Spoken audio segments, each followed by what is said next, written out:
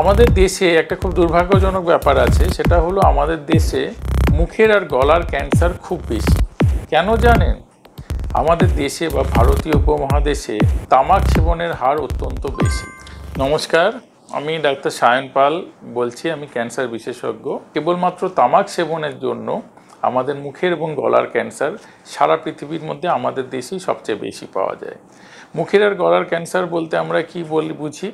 মুখের আর গলার ক্যান্সার হলো আমাদের লিপ থেকে শুরু করে, ঠোঁট থেকে শুরু করে আমাদের গাম বা মাড়ি, মুখের ভেতরের অংশ, জিহ্বা এবং গলায় টনসিল, গালের ভেতরের দিকের অংশগুলো, গলার ল্যারিংস বা স্বরযন্ত্র এবং তার নিচের অংশগুলো, এই সব অংশটা কিন্তু, এবং নাকের পেছনের ন্যাজোফেরিংস, সব অংশটাই কিন্তু মুখের আর গলার ক্যান্সার।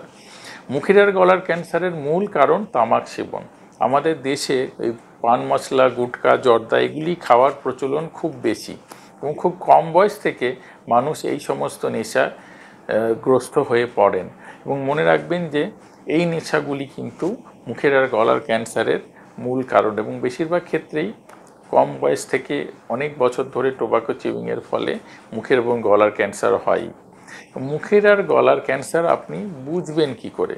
যারা তামাক সেবন করেন তাদের কিন্তু ক্যান্সার হওয়ার আগে কিছু কিছু প্রি ক্যান্সারাস লিশন বলি আমরা, মানে ক্যান্সারের প্রাক মুহূর্তে কিছু কিছু পরিবর্তন দেখা যায়, সেগুলি অনেকেরই মুখে থাকে। যেমন সাদা সাদা মুখের মধ্যে প্যাচ বা লাল লাল মুখের মধ্যে ছোপ, এগুলি কিন্তু প্রি ক্যান্সারাস লিশন। অবশ্যই সাবধান হন যদি এই ধরনের কিছু মুখে থেকে থাকে। যারা তামাক সেবন করেন, গুটখা সেবন করেন, পান মশলা, জর্দা সেবন করেন, তারা অবশ্যই এগুলি পরিত্যাগ করুন। মুখের আর গলার ক্যান্সারের চিকিৎসা কি? অবশ্যই আমরা চিকিৎসা অনেক উন্নতি করেছি এবং মুখের এবং গলার ক্যান্সারকেও আমরা সম্পূর্ণ সুস্থ করে দিতে পারি। একটা স্টেজ 3 অবধি আমরা সম্পূর্ণ সুস্থ করে দিতে পারি। এবং তার চিকিৎসা কি?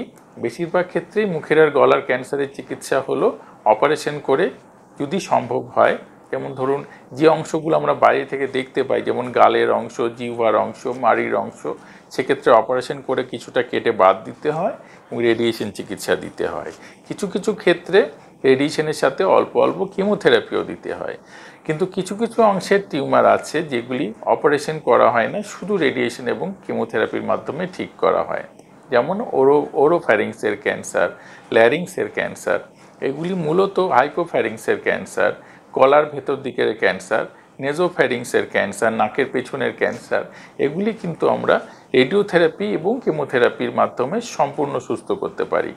ল্যারিংস বা স্বরযন্ত্রের ক্যান্সার যদি তাড়াতাড়ি ডিটেক্ট করা যায়, আগে স্বরযন্ত্র কেটে বাদ দিতে হতো এবং বাক শক্তি লোপ পেত, এখন কিন্তু সেটাকে প্রিজার্ভ করা যায় রেডিয়েশন দিয়ে। কথা বলার ক্ষমতাটাকে বজায় রেখে ক্যান্সারটা সুস্থ করা সম্ভব।